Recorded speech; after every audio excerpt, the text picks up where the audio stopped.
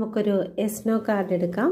Okay, please guide me mother universe. എന്നെ കണ്ടുകൊണ്ടിരിക്കുന്ന എൻ്റെ വ്യൂസ് മനസ്സിൽ വിചാരിക്കുന്ന കാര്യം യെസ് ആണോ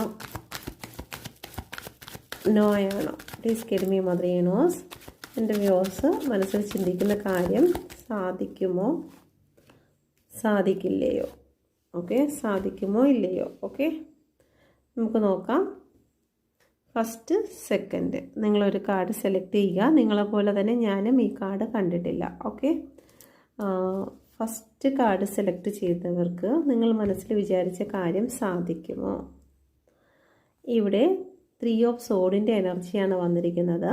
ഇവിടെ ഒരു പെയിൻ സിറ്റുവേഷനാണ് ഇപ്പോൾ നിലവിൽ ഈ റീഡിങ് കാണുന്ന ഈ ഒരു സമയത്ത് നിങ്ങൾക്കുള്ള ഉത്തരം എന്ന് പറയുന്നത് നോ എന്നാണ്. പക്ഷേ നമുക്ക് ഫ്യൂച്ചറിൽ അതിലൊരു മാറ്റം ഉണ്ടാകുമോ എന്ന് നോക്കാം. Please guide me mother universe.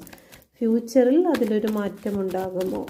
Long time ഫ്യൂച്ചറിൽ ഇതിൽ യെസ് ആകാനുള്ള സാധ്യതയുണ്ടോ? തീർച്ചയായിട്ടും. ഓക്കെ, കുറച്ചുകൂടി നിങ്ങളൊന്ന് വെയിറ്റ് ചെയ്യണം. ഏകദേശം ഒരു 9 മാസമെങ്കിലും നിങ്ങളൊന്ന് വെയിറ്റ് ചെയ്ത് കഴിഞ്ഞാൽ നിങ്ങൾ മനസ്സിൽ വിചാരിച്ചിരിക്കുന്ന കാര്യം 100% യെസ് ആകും. പക്ഷേ ഇപ്പോൾ പെയിൻ സിറ്റുവേഷനിലൂടെയാണ് കടന്നു പോകുന്നത്. ഇപ്പോൾ അതിന് യെസ് ആകാൻ ഇച്ചിരി മടിയുണ്ട്.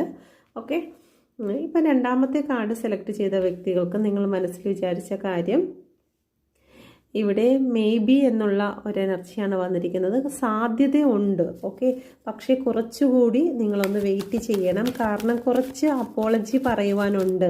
നിങ്ങൾ അറിഞ്ഞോ അറിയാതെ ചെയ്തു പോയ കാര്യം, അല്ലെങ്കിൽ നിങ്ങളുടെ പേഴ്സൺ അറിഞ്ഞോ അറിയാതെ ചെയ്തു പോയ കാര്യം, അല്ലെങ്കിൽ നിങ്ങൾ മനസ്സിൽ വിചാരിച്ചിരിക്കുന്ന എന്ത് സിറ്റുവേഷനാണോ അതിൽ കുറച്ചുകൂടി കാലതാമസം യൂണിവേഴ്സ് നൽകുന്നുണ്ട്. ഓക്കെ, അതുകൊണ്ടാണ് കുറച്ച് ഒന്ന് പറഞ്ഞിരിക്കുന്നത് മേ ബി എന്നുള്ള ഒരു കാർഡ്. ഓക്കെ, ഇവിടെ ഒരു വെയിറ്റിംഗ് ആണ് വന്നിരിക്കുന്നത്. തീർച്ചയായിട്ടും നിങ്ങൾക്കത് യെസ് ആയി മാറും. പക്ഷേ ഒരു വെയിറ്റിംഗ് ആണ് വന്നിരിക്കുന്നത്. ഓക്കെ, കുറച്ചുകൂടി ഒന്ന് വെയിറ്റ് ചെയ്യാനാണ് 2 പേരെടുത്തും പറഞ്ഞിരിക്കുന്നത്. അപ്പോൾ യൂണിവേഴ്സിൻ്റെ ടൈമിന് വേണ്ടി നമുക്ക് വെയിറ്റ് ചെയ്തൂടെ? ഓക്കെ, വെയിറ്റ് ചെയ്യാം.